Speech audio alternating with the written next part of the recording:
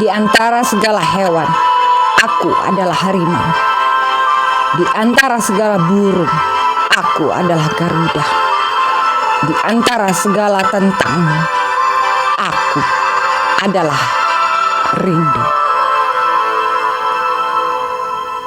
Aku adalah ibu pertiwi yang senantiasa menantikan cintamu.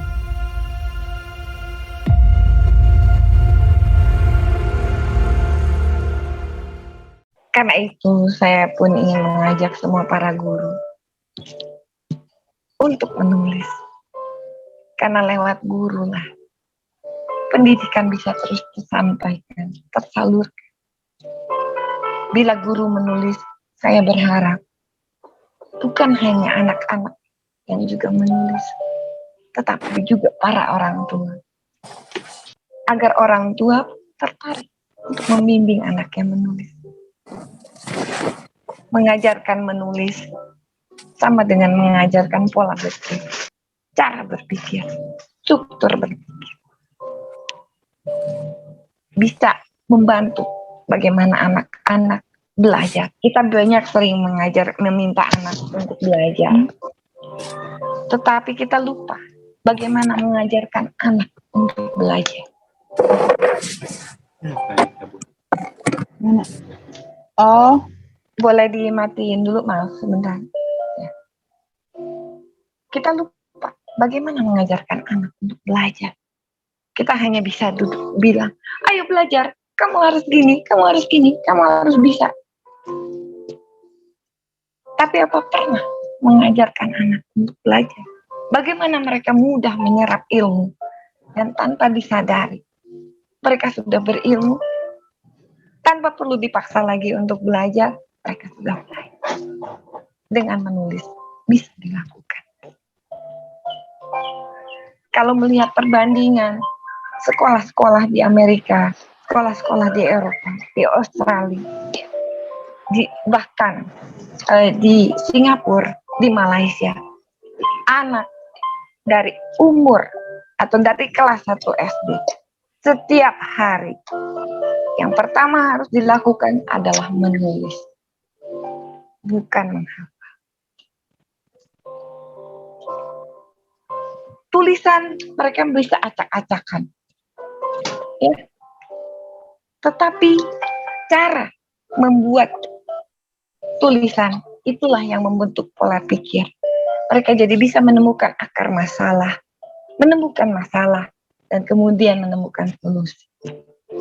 Dan ini terus dilakukan di negara-negara lain, ya, mengajarkan anak untuk menulis. Saya ingat banget Bu, adik saya waktu di Amerika. Jadi dia pulang bawa buku. Bukunya bukan buku ini, cuma selembar, ada beberapa lembar kertas yang kemudian dijiprat aja. Pulang dengan bangganya. Saya baru nulis buku pembajakan di kapal terbang. Dia cerita airplane hijacker. Saya ingat banget. Lalu dia menulis cerita dan menggambar. Dan itu dikumpulkan oleh gurunya, dijilid. Dan dia bawa pulang dengan bangganya. Dan itu dilakukan setiap hari.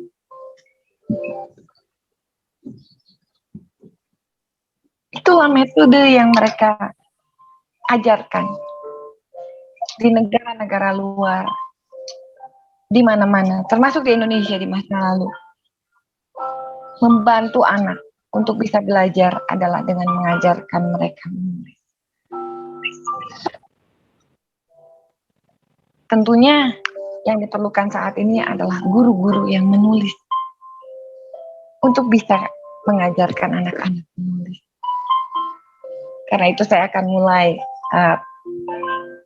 pendidikan dasar menulis. Bagaimana kita menulis?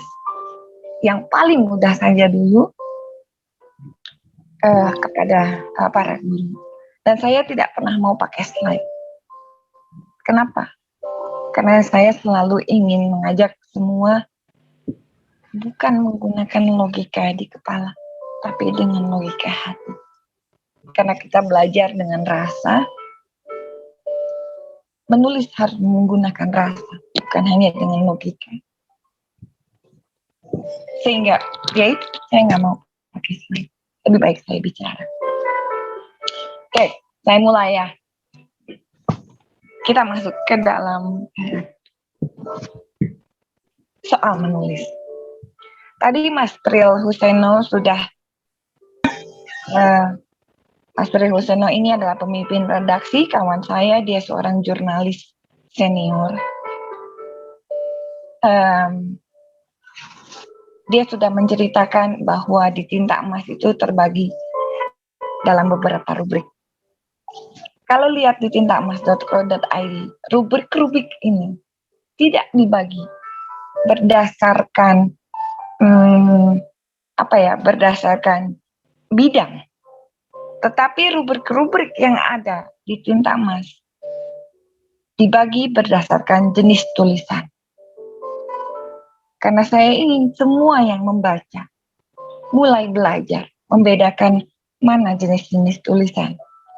Jadi ada tulisan narasi.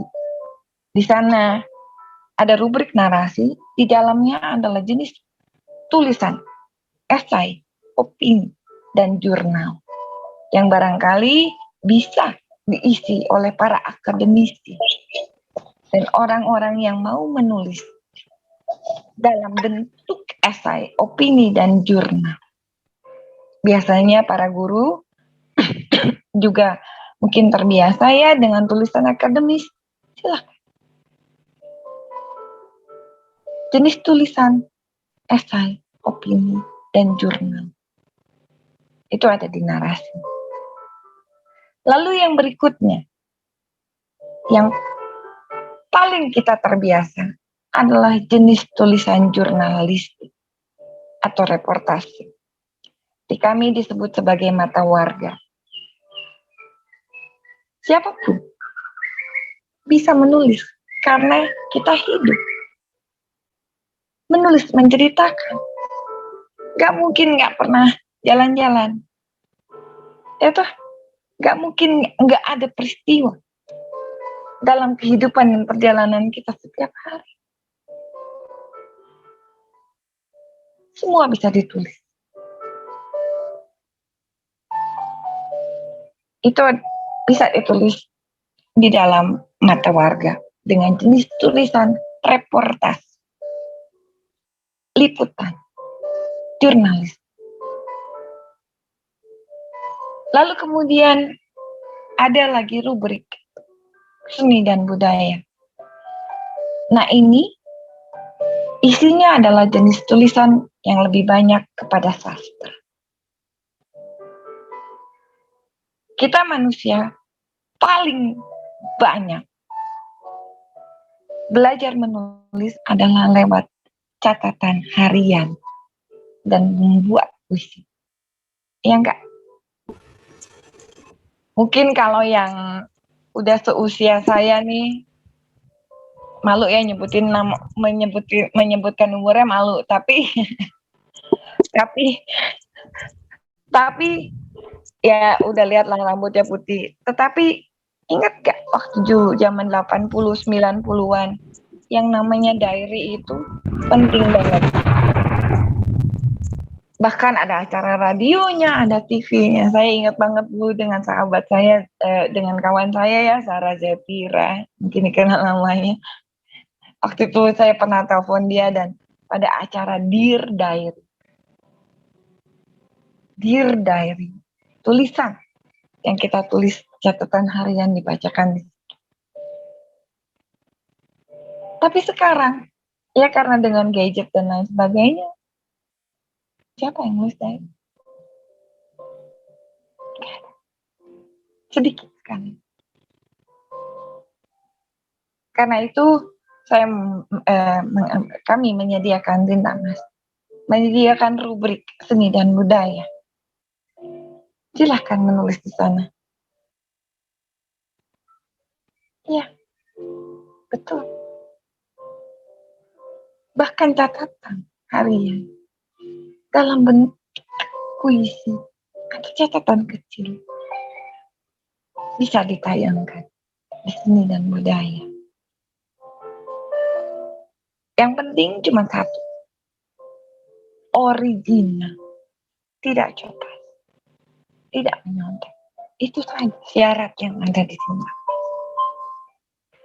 Oke, jadi pembagian tulisan dari narasi, isinya ada esai, opini, dan jurnal.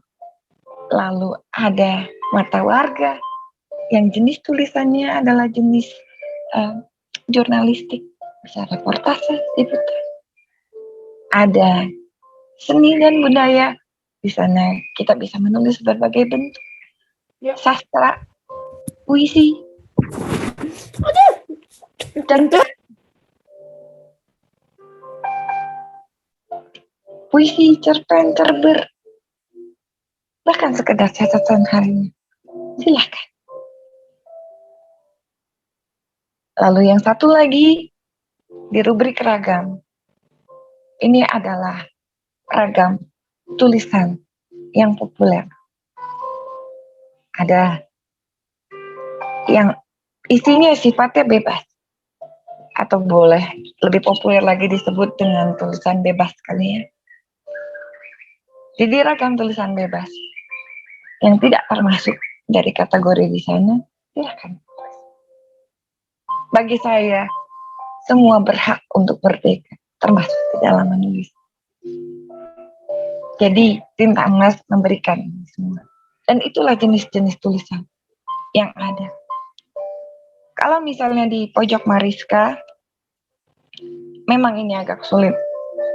Karena butuh waktu, proses dan belajar untuk menjadi memiliki bentuk dan gaya tulisan sendiri yang berbeda. Jadi pojok Mariska ini memang saya mencoba untuk memberikan contoh kepada semua bahwa jangan terbentur kepada teori. Bebaskanlah diri kalian untuk diri kita untuk menulis. Seperti ini. Saya menulis buku biografi, tapi isinya seperti novel. Ya. Lalu seni politik ini saya bisa menulis politik dalam bentuk puisi, dalam bentuk esai yang mudah,